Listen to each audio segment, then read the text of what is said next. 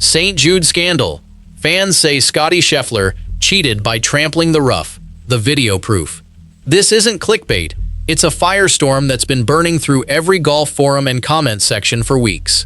The world number one, a four-time major champion, stands accused of stomping down the rough to give himself an unfair advantage.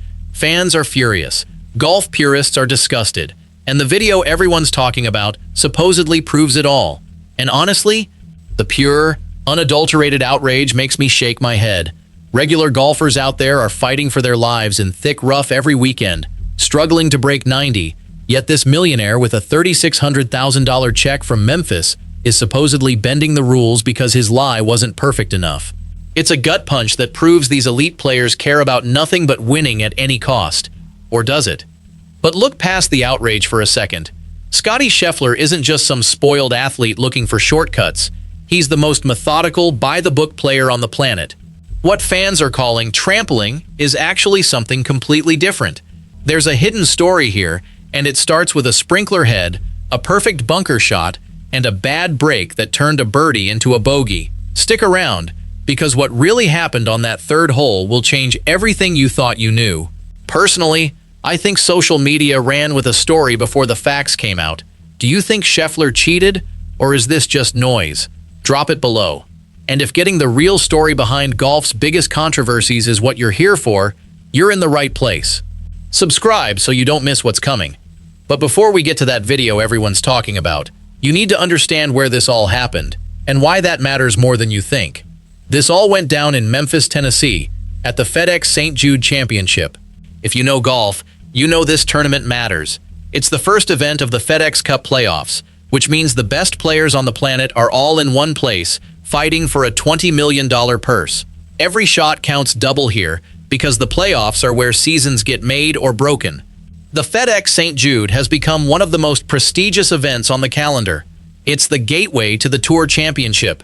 It's where legends are made and dreams are shattered. TPC Southwind is the host course, a track that demands precision off the tee and nerves of steel on the greens. The rough there isn't just thick, it's brutal. The kind of grass that grabs your club and punishes you for even thinking about missing the fairway. This course has a reputation. It doesn't forgive, doesn't forget, and exposes every weakness in your game. For a player like Scottie Scheffler, this course should have been perfect. He's the best ball striker in the world. He hits fairways, he hits greens. He doesn't make many mistakes. But coming into Memphis, something was off. Scheffler had only won once all year, back in January at the American Express. That's it. One win in 11 months for the guy who was supposed to dominate the sport. He had 5 runner-up finishes during that stretch, which sounds good on paper, but for a player of his caliber, 5 seconds feels like 5 failures. The media started asking questions. Was he losing his edge? Had the putting yips finally caught up with him? Was the pressure of being world number one getting too heavy? The whispers were getting louder every week. Every missed putt brought more scrutiny. Every Sunday where he didn't hoist a trophy brought more doubt. Scheffler heard all of it. You know he did. These guys don't live in a bubble.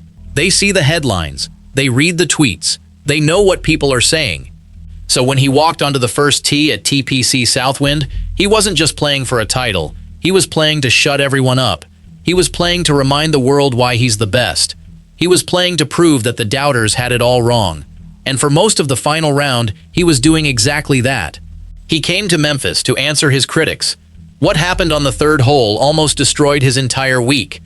Scheffler had a 2-shot lead heading into the final round. That's a comfortable position for most players, but for a guy who hadn't won since January, it felt like standing on a tightrope.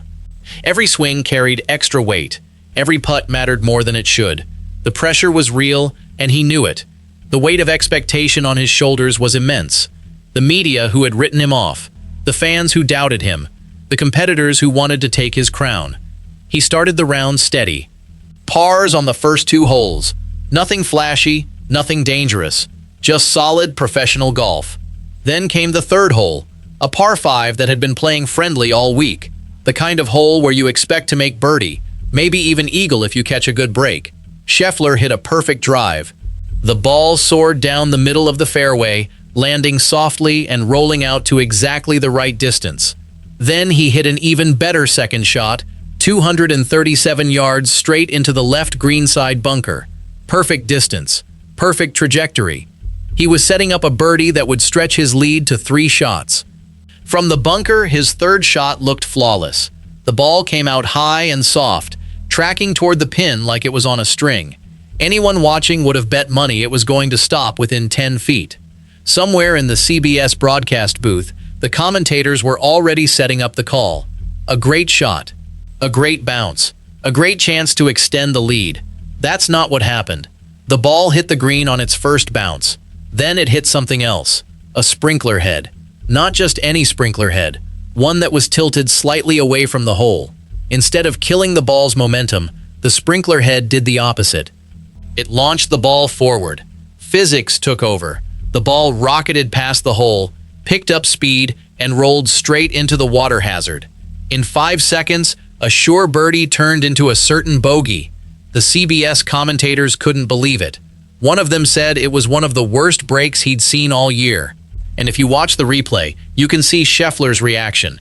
He doesn't scream, he doesn't throw his club, he just looks at his caddy, Ted Scott, and says something quiet. We later found out what he said. When is this going to stop happening? That one line tells you everything about where his head was at. He wasn't angry, he wasn't making excuses, he was just tired. Tired of bad breaks, tired of the questions, tired of everything going wrong at the worst possible moment. He walked to the drop area, hit his 4th shot onto the green, and 2-putted for a bogey. A disaster on a par 5. A 2-shot swing that could have broken a lesser player. But Scheffler didn't break. He took his bogey like a man, walked to the next tee, and kept grinding.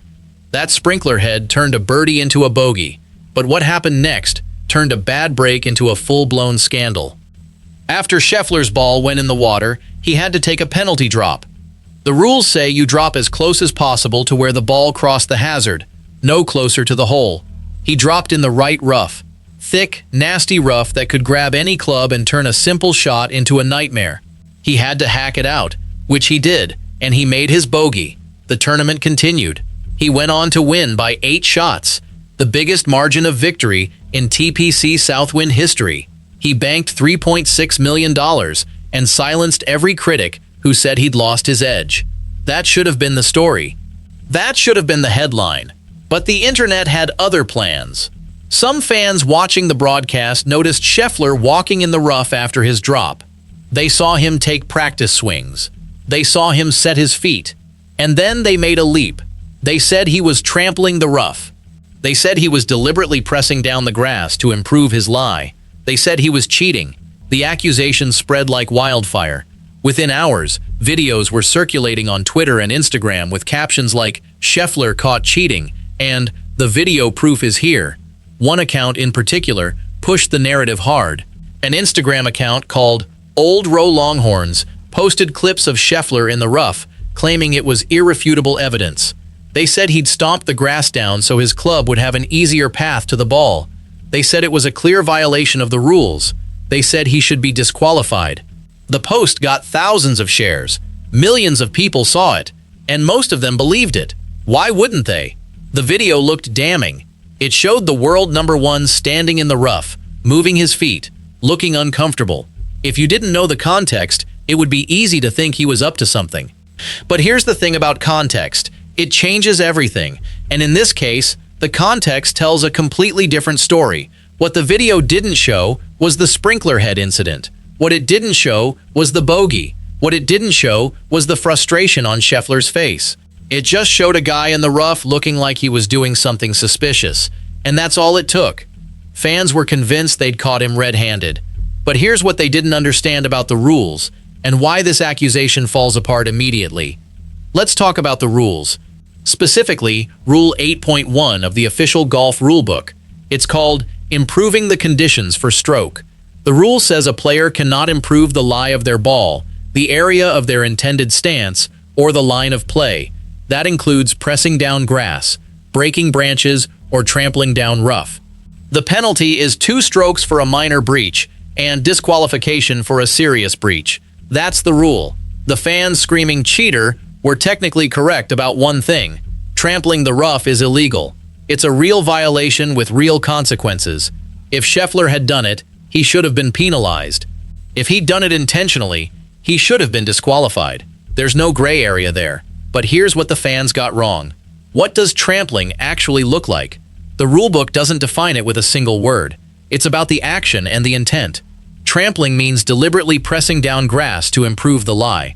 It's not the same as walking to your ball. It's not the same as setting your feet for a swing. It's not the same as taking a practice swing. Those are normal, legal actions. The distinction is crucial. Proving intent from a video is nearly impossible. The USGA has access to high-definition footage from multiple angles. They have slow-motion replays. They have officials who watch every shot. If there had been a rules violation, they would have caught it. They would have called it. They would have penalized him. But they didn't. Not because they were protecting him. Not because they were covering anything up. Because there was nothing to see. The video proof that went viral showed Scheffler doing exactly what every golfer does after a drop in the rough. He walked to his ball. He took a few practice swings. He set his feet. That's it. There was no stomping. There was no pressing down. There was no deliberate improvement of the lie. There was just a player dealing with a bad situation the best way he knew how. Golf is a game of inches and millimeters. A single blade of grass can change the trajectory of a shot. Every player knows this. Every player adjusts their stance. Every player tests the ground. That's not cheating. That's playing the game. So if the rules don't prove cheating, and no major outlet is reporting it, then what are we actually looking at? Here's the truth they don't want you to see. Search the major golf outlets. Golf Week, Golf Digest, PGA Tour.com, The Associated Press. Find one story about Scheffler cheating at the St. Jude Championship. Go ahead, I'll wait. You won't find anything. Not a single mainstream outlet reported this as a cheating scandal. They reported the sprinkler head incident. They reported the bad break. They reported the 8-shot victory. But not one of them mentioned trampling or cheating. Why?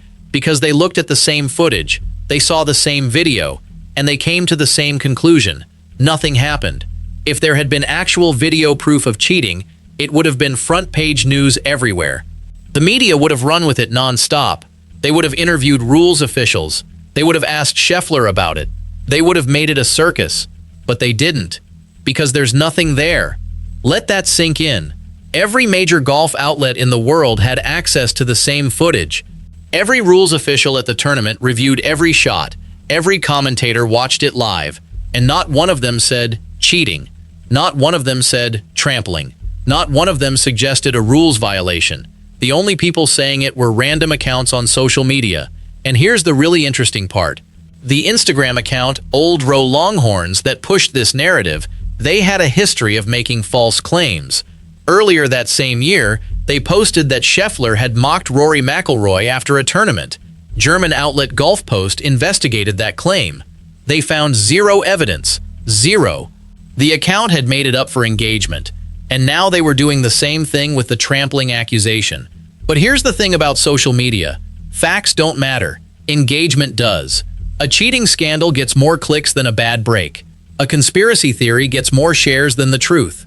An accusation against a dominant player gets more outrage than a simple explanation. The account knew exactly what they were doing. They knew the video was misleading. They knew there was no actual violation. But they also knew that thousands of people would believe it anyway. They knew that outrage sells. And they were right. Millions of people saw their post. Millions of people shared it.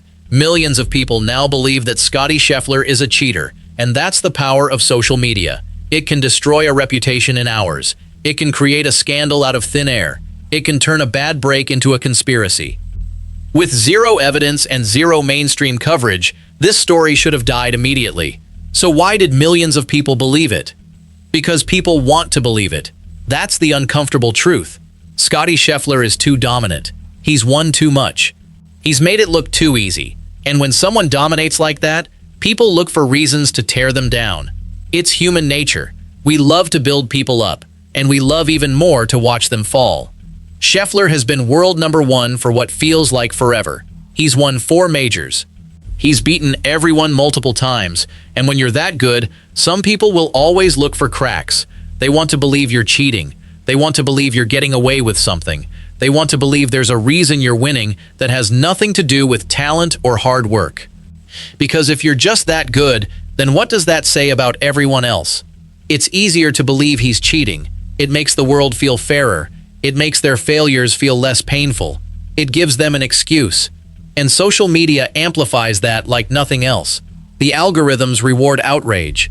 The more outraged you are, the more you comment, the more you share, the more you watch.